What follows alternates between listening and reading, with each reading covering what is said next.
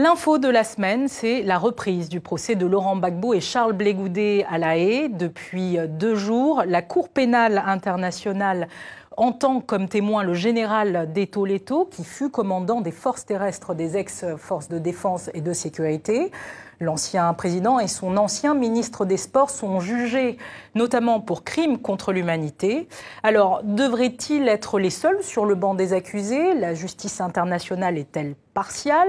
La Côte d'Ivoire applique-t-elle une justice des vainqueurs? Alors, pour en débattre, Bernard Oudin, conseiller spécial de Laurent Gbagbo, vous êtes avec nous.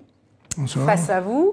Adama Diomandé, vous êtes soutien du président Alassane Ouattara et cadre du RDR.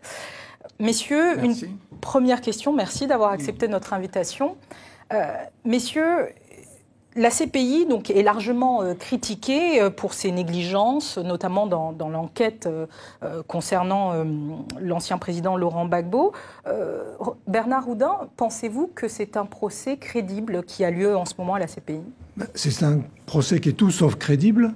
Et depuis quelques jours, on a appris, grâce aux fuites qui ont été publiées dans la presse, en particulier des documents officiels de la France. Et j'ai le document avec moi ici, le fameux fax, le mail qui est envoyé le 11 avril 2011 à 10h40 du matin à Paris, c'est-à-dire 8h40 à Abidjan, et qui nous dit, et ce sont les Français qui relaient à M. Ouattara les propos de M. Ocampo, qui demande à ce que Ouattara ne relâche pas Gbagbo. Et Gbagbo n'a pas encore été arrêté. C'est des propos que nous avons déjà mentionnés sur notre antenne. Ça veut dire que ce procès a été organisé avant même l'arrestation de Gbagbo. Donc pour vous, c'est un choix pas totalement politique. Et il y a un deuxième élément, c'est le problème de la responsabilité juridique. Puisque la Côte d'Ivoire n'était pas membre de la CPI, Laurent Gbagbo ne pouvait pas être envoyé à la CPI, comme d'ailleurs M. Soro ou un autre ne peut pas être envoyé à la CPI. Et M. Ouattara se cache derrière, soi-disant, une lettre de M. Mamadou Bamba, le ministre des Affaires étrangères de Gbagbo. Mais la Constitution ivoirienne, et il y a un document que j'ai également qui représente une décision du Conseil constitutionnel qui dit le statut de Rome est incompatible avec la Constitution ivoirienne de 2000. Alors, monsieur Diomandé, est-ce que vous êtes d'accord justement avec ça et on peut se poser aussi la question de justement savoir pourquoi il n'y a que le camp Gbagbo qui se retrouve à la CPI? Pourquoi pas ceux de votre camp? Pourquoi notre camp irait à la CPI? Il y en a quand même qui accusent Guillaume Soro, qui accuse le aussi. procès de Gbagbo, c'est le procès de 2000, de la crise post-électorale. Mais est-ce qu'il n'y avait que des pro-Gbagbo Oui, Gbagbo était le président de la République de Côte d'Ivoire qui a refusé de reconnaître le résultat d'une élection gagnée largement par Alassane Ouattara. Et il a la procureure Fatou Bensouda a quand même mené des enquêtes pour des exactions commises par aussi des membres de... Laissons la justice, la Cour pénale internationale faire son travail. Nous n'allons pas remplacer la Cour pénale internationale. M. Gbagbo a fracassé son pays. Il a fait plus de 3000 morts. Il a dit qu'il ira au bout, qu'il aille au bout à La Haye. C'est ça le vrai problème. Alors, Monsieur Gbagbo, on fait comme si M. Gbagbo n'avait rien fait. Mais un président qui refuse... mais là, on pose la question de ceux de votre camp. Un président qui refuse de... Mon camp, la justice internationale est là. Et M. Oudin vient de montrer une feuille en disant qu'il a un document. Mais le document de Mediapart, c'est pas une référence. Alors, j'aimerais qu'on revienne, s'il vous plaît... Non, je réponds à M. Oudin. Le document de M. Oudin... Donc vous dites que le document qui est produit est un faux? Non, de toute façon, l'avocat de M. Gbagbo serait le plus nul si ce document était valable. Donc voilà. Et apparemment, ce document est faux. Non, mais écoutez, il faut être sérieux. On est en 2017. Je suis très sérieux. Ça fait 7 ans que cette affaire a commencé dans des conditions scabreuses, parce qu'on peut revenir sur l'élection. Moi, j'étais à Abidjan et j'ai suivi tous les résultats. On ne va pas refaire ça maintenant ce soir.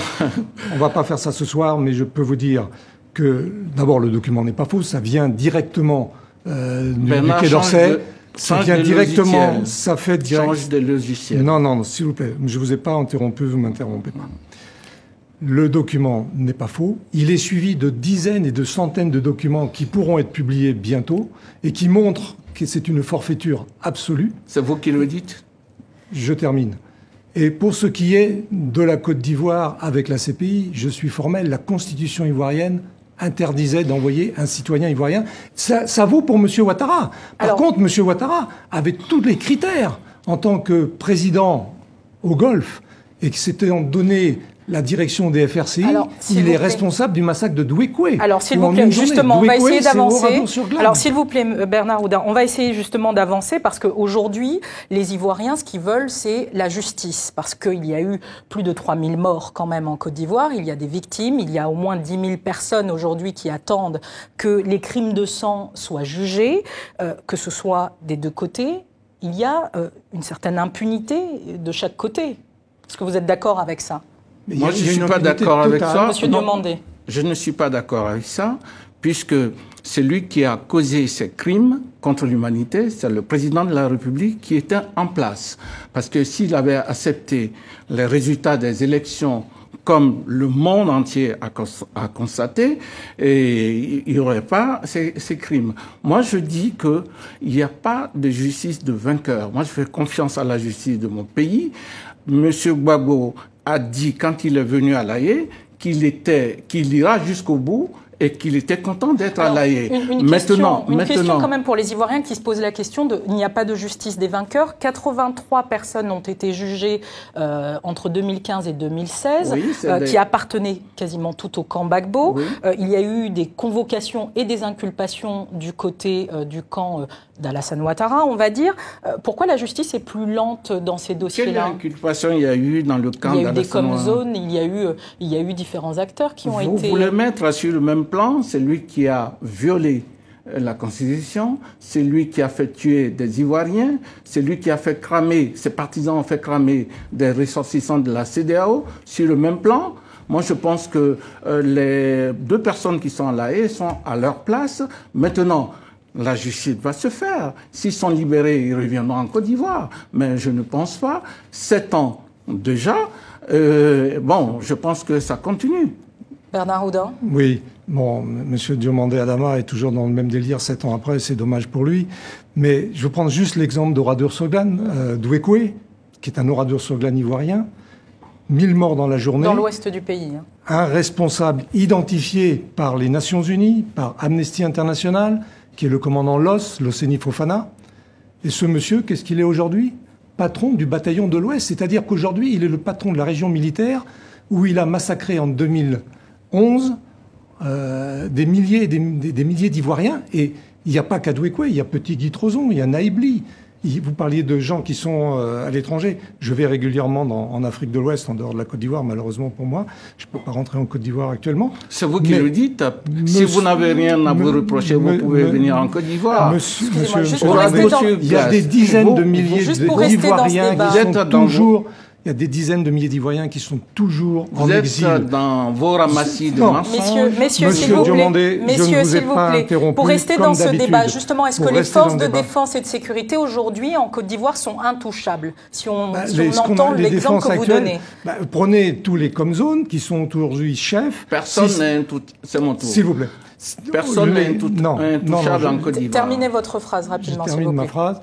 Tous les com-zones sont aujourd'hui responsables, soit militaires, soit préfets, avec certains qui sont à la limite de l'alphabétisme et qui sont super préfets de région. Hein. En Côte d'Ivoire, il y a une justice de M. Ouattara, d'un clan, et qui est très dangereux pour l'avenir, parce qu'on souhaite la réconciliation nationale. S'il vous plaît, on reviendra sur la question. Ça sera très dur. Qui a failli à sa mission. Ne parlez pas de ça. Vous avez fait référence au témoignage de ces généraux. Moi, c'est une honte pour moi d'avoir un président qui ne donnait pas des ordres à ses militaires, qui se réveillait qu'à 11 h du matin, son pays est en crise. Monsieur, la question, l'État a bien dit que l'ordre a été donné pour aller nettoyer, à Bobo. Monsieur Diomandé, s'il vous plaît, la question c'était de savoir est-ce qu'aujourd'hui les forces de défense et de sécurité en Côte d'Ivoire sont intouchables? Personne n'est intouchable en Côte d'Ivoire. Ceux qui ont commis des crimes seront jugés dans tous les camps. De toute façon, et vous voulez qu'il y ait une justice de balance. Non.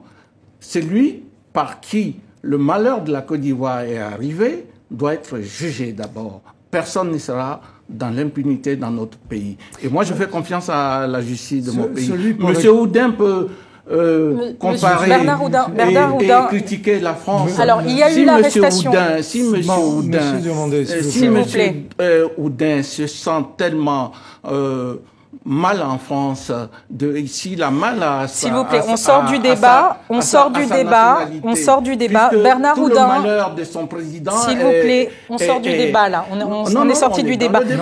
Tout le malheur de Gbagbo et la France... Écoutez, j'aimerais vous poser une dernière question qui est importante pour la Côte d'Ivoire. Comment est-ce que dans ce climat... qui reste un climat tendu entre deux camps, on a l'impression. Comment est-ce que le pays peut aller vers la réconciliation? Le pays est en réconciliation.